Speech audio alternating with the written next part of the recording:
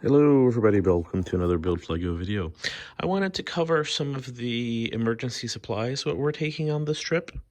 I've had a few questions on, what are we doing for life jackets, life rafts, ditch bags, basically how do you stay safe flying across the amount of water that we're flying and across the amount of forest that we're flying. Mostly these are water supplies, water ditch bag supplies. The Amazon area that we're crossing, we're sticking to over roads and somewhat near towns, not terribly far from towns. So if we do end up going down, we're gonna be landing on a road probably. So we're not too worried about that, but of course it is something to plan for. So let's take a peek at what we have here. These are the water, over water supplies. We have a Winslow life raft. It's a 46 GASTL. It's fairly heavy.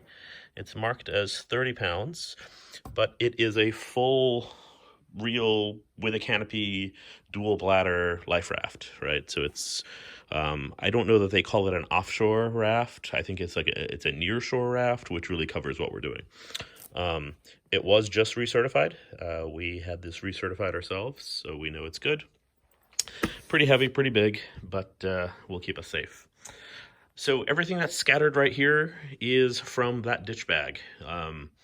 It's an orange ditch bag, which should be easily accessible throughout the trip.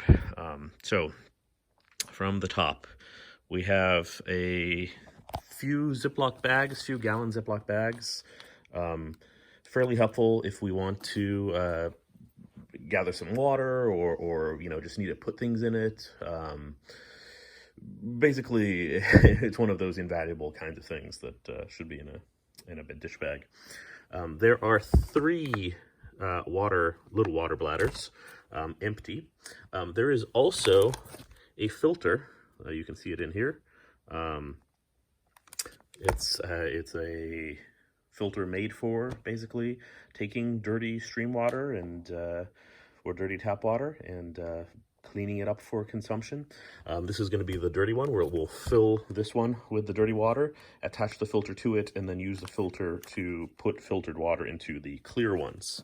So clear is always clean and not clear is dirty. All right, notepad, just a notepad. Something to do, effectively. Write and rain notepad.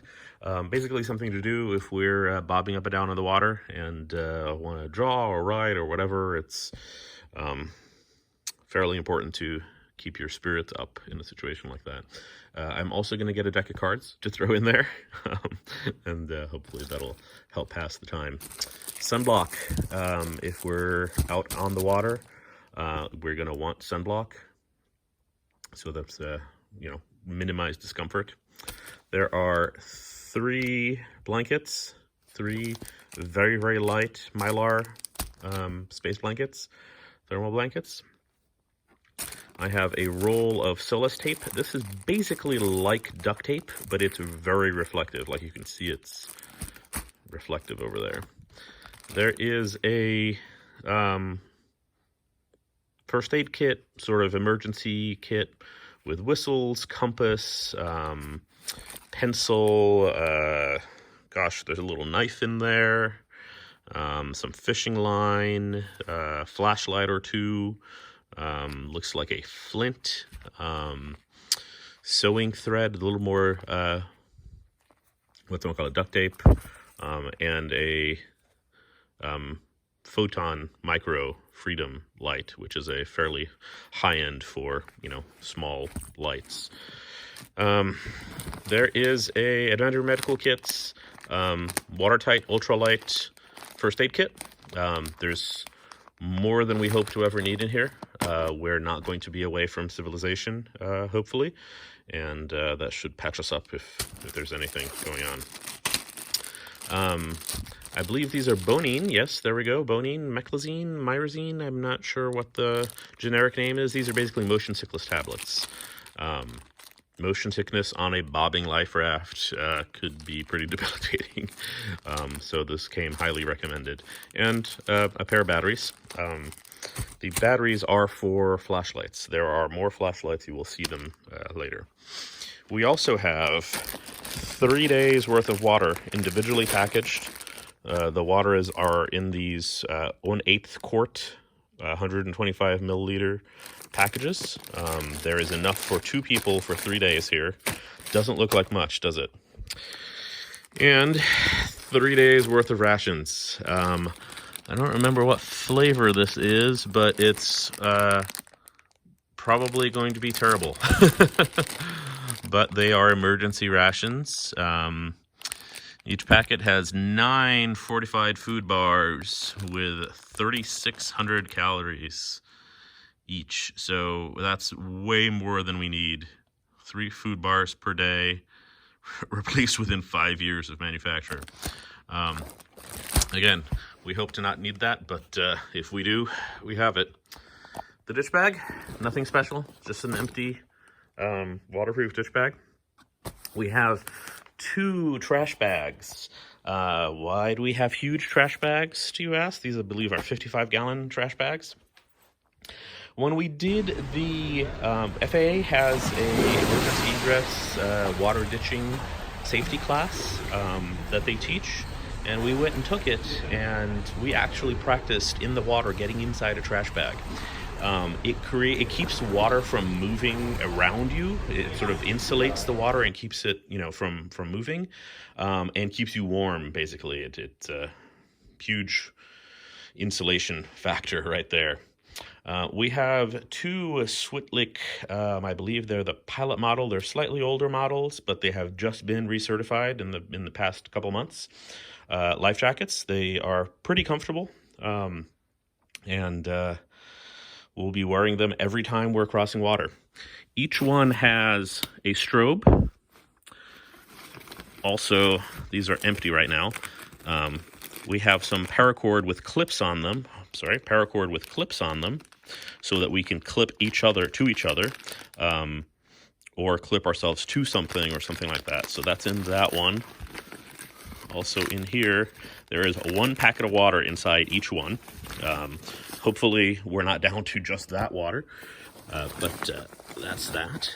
In the other pocket, there is a knife with a blunt tip, in case we need to cut ourselves free from something, anything like that. There's 1 in each. These are blunt knives. They're just for cutting rope or line or something like that. One of them has another packet of water, so the 2 packets of water in each. There's also a whistle here. Each one has a whistle. Also, I don't know that I can get this out. Here we go. Another first sort of survival kit with a little knife, little lights, fishing line, etc., etc. So if for some reason we don't have our dish bags, we can still get to that. Another light on each one has its own light. These are pretty bright. You'll notice that everything in here is attached with this thin paracord, so that if you're bobbing up and down in the water, you can pull things out of your pocket without worrying about losing them. Of course, try not to cut it. I'm hoping to still fit these inside the life jackets. Additionally, each life jacket is going to have a personal locator beacon, a satellite beacon that is registered to us. And if something happens, we pull out the beacon and activate them, and they send satellite messages to search and rescue, and they'll come get us. I had some good conversations with search and rescue people at Oshkosh last year, and their recommendation is everybody needs to have a beacon. It has to be on their person, and it needs to be activated immediately as soon as something happens. So don't wait to try and save battery life, because the battery on these beacons is going to last longer than your rescue is going to take. Additionally, they told us that usually if a 1 beacon goes off, they're going to make some effort to track down if it's a unintended activation, trying to make some phone calls and things like that. And they suggested that if they see 2 beacons going off right next to each other, 3 beacons going off right next to each other, that the likelihood of them scrambling helicopters immediately while they make phone calls to see if it's unintended is much higher. So we have a beacon each. I also have a satellite communicator. You've seen my inReach Mini. That's going to be on me, clipped to me at all times. And there is, of course, the beacon in the airplane, the ELT. So each person has additionally a mirror with a little seeing through thing and instructions on the back on how to use it. These are not glass, these are plastic, so they won't break. They're pretty small, but they're small enough that they'll fit in the pockets. So these will be in the pockets attached to the safety line.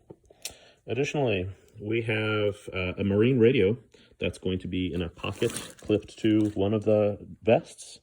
It's on a marine radio with a distress button. It's, I believe, an IMMSI distress radio.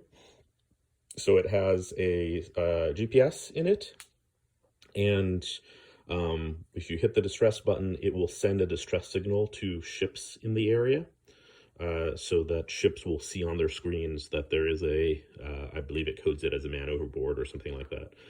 Basically just codes it as a distress situation and includes the GPS position. So this is in case we are in the water and are near some sort of shipping lanes or something like that.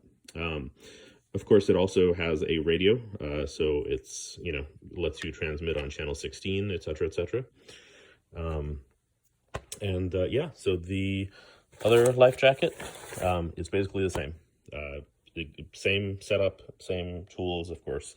Only one radio. One of us will have the radio, and the other one will have the Garmin inReach. Please, if you have suggestions or recommendations or other things that I should be adding or taking with us, please feel free to mention them in the comments. All right, have a great night.